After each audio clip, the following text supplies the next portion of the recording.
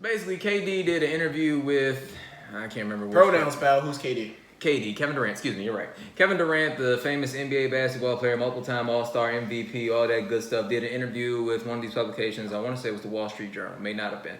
But he did an interview, and basically one of the big takeaways for me, at least from just like looking at all the excerpts that I've seen, KD hates a lot of things, and KD is extremely rich and famous. And it's just one of those things that just comes off to me as like, yo, you're at the pinnacle of your profession. You are an NBA player. You're one of the greatest scorers of all time. You're one of the greatest players of all time. And you just seem to really hate so much of the business that goes into it.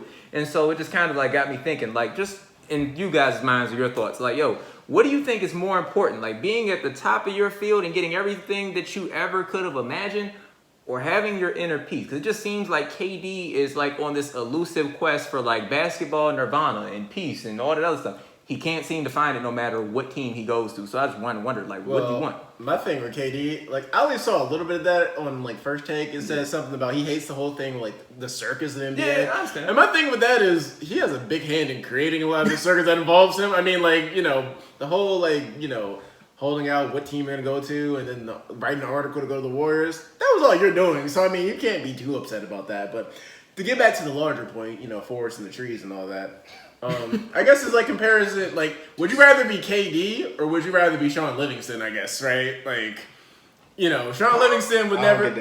Well, KD's at the top of his sport. I don't think Sean Livingston's ever been the top point guard or ever. Sean Livingston is a greatly appreciated player who was able to eventually find happiness and find their place and just seemed like, yo, I'm really good with what happened to me after he had a catastrophic injury. Yes. KD reached the pinnacle and the top of it, and KD still seems greatly unhappy. Go to the bigger question though that you asked. Well, no, it is. It's not. Well, no, it also it can be this. It can be the same thing as that. Whatever job you work at, whoever the CEO at your job is, he makes. It goes back to that conversation we had in front. Like CEO, you make a ton of money, but you hate your job, you hate everything, you hate all the BS politics, you hate having to go to these corporate meetings and deal with all the red tape, or would you rather just be like Mr. 75K, a business manager? Yeah, business manager, like a lower level, like you know, you don't. I mean, you have a team above under you that you know might manage a little bit, but that's what you do.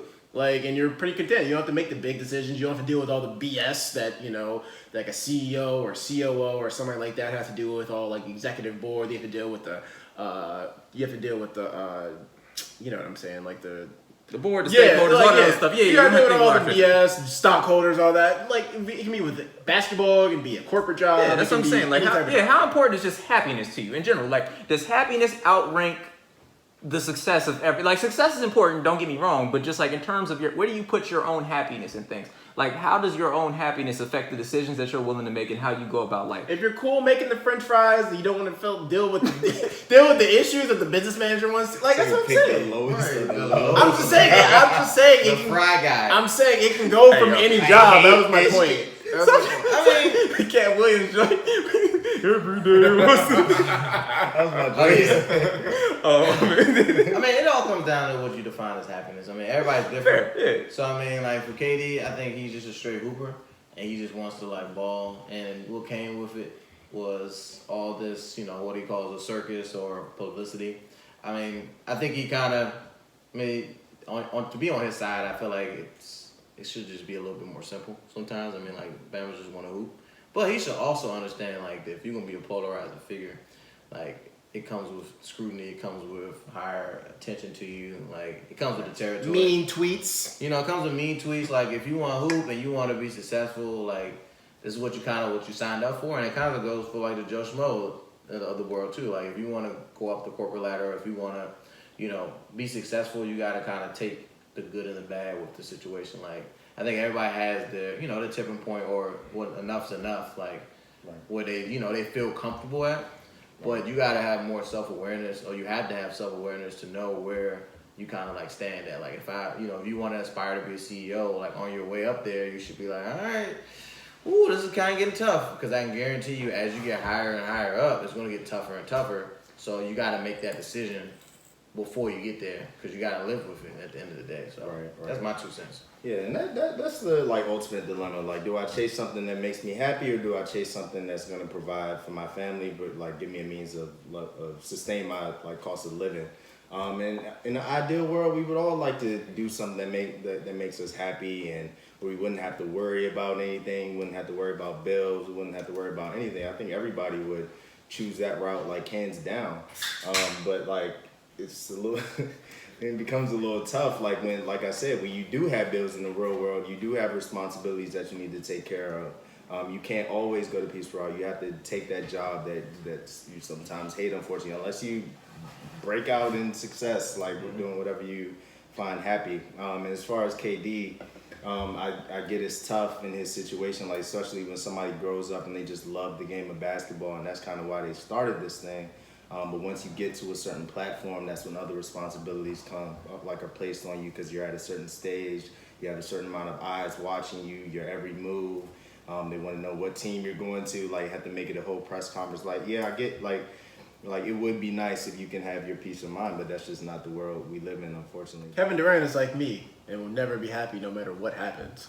Like, there's just some people like just like sounds awful. Well, I mean, You have some happy times, don't you? Listen, I'm not like yes, you be happy, but just like you're never not necessarily not happy, but like you just might not be satisfied. It might be just like that. Oh, it's greener on the other side type thing, like where you can go from city to city or job to job, and just it's never enough. It's never what you're satisfied with. And sometimes I feel like personally, like I can kind of relate to that too. Just like, yeah, but you know, like, oh, I gotta deal with all this crap, so I'll go to this another job. Wow, this crap over here too. Wow, this crap over here sucks even worse than the crap over there. Everywhere. You know what I mean? Like, or like, you know, I mean, Kevin Durant, there's literally nothing really for him to prove in the NBA. Like, I mean, outside of I guess winning more rings than Michael Jordan, but like, it's one of those things where like.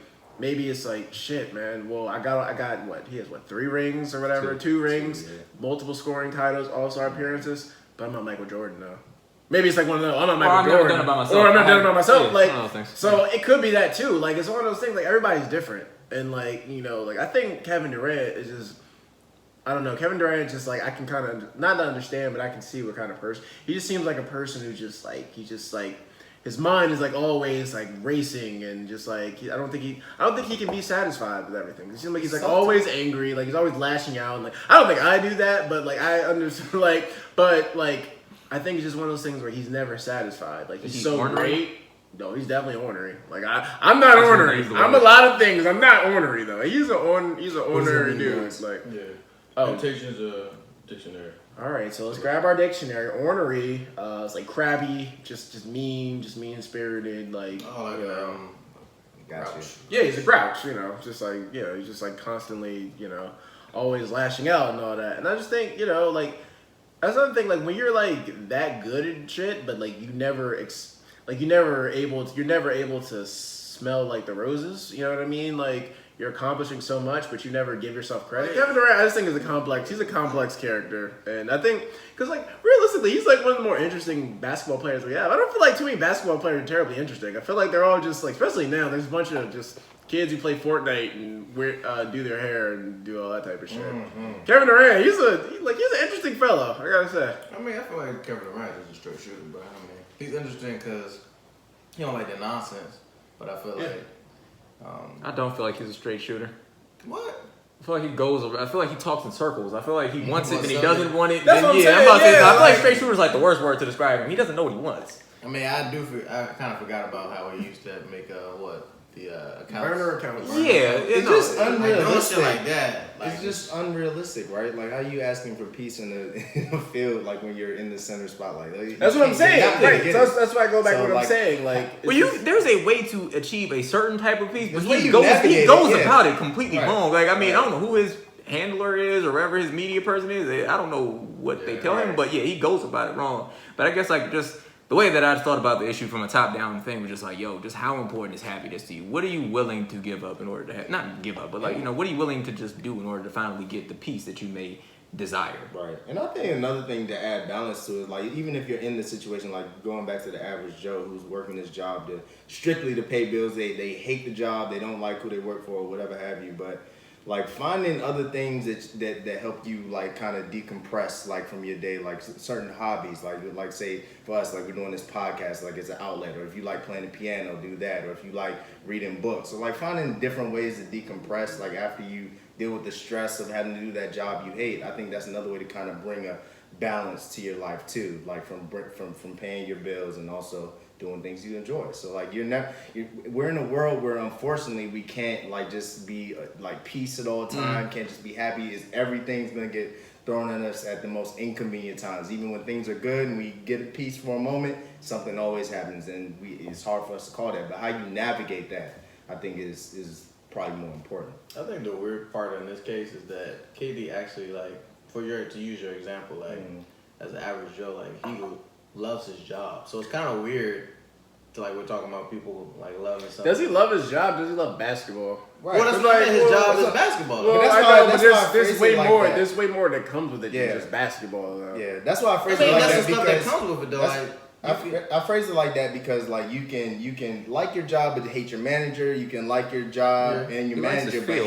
hate the culture of Yeah, the there you go. place. But What he said? like I think he likes his field. He likes his field. Maybe he'd be more happy just coaching or like coaching like a high school team or something like that. Maybe playing basketball. Probably give him great practice. Yeah. Some JV ball players Yeah. get better, man. well, to me, it just sounds like KD's just going through life because no one. Yeah, yeah, like, fair you know enough. what I'm saying? Like, Yeah, well, maybe that is the you greater. guys Maybe provided, that is like the 5 greater different answer in examples things. of- you know what I'm saying? Like, it just sounds like KD's going through No, like. that's what I think. I think it's just one of those things where like, oh yeah, man, I'll be happy. You know, I'm life. not happy. I don't think he'd be happy in this situation. I think he just It's not just going to life, be happy. but I think it's just more publicized because yeah, I'm about not to say, allowed to complain because they're rich. Yeah, and like one of those things like where we can't compare that to a normal job is like if I go to my job and I screw something up, I mean like at most a couple people are gonna know.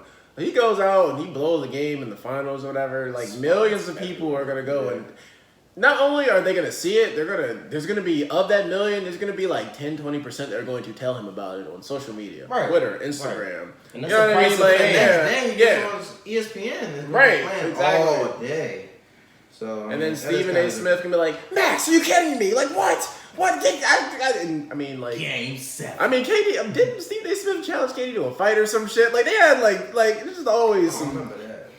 Or no, they were gonna, like, I wouldn't be surprised if he did. like, no, because, like, I think it was Marquise Morris. no, He did Stephen talk A. about that recently, No, but- Stephen A. like I think said something about KD, and KD said it wasn't true, and then Stephen A. got super serious one time with ESPN, like kind of threatened KD a little bit, and then we all forgot about it. But that definitely happened. Go Google that shit. I didn't make that That up. man's a journalist. You're only as good as your credibility. Yeah, So I understand it. but yeah, I think I don't know if there's anything more to say about this because kind of just is what it is. KD's just a complicated character. He's a complex character. Yeah. And life is Complicated field. a complex thing. Yeah. Damn, that's smooth.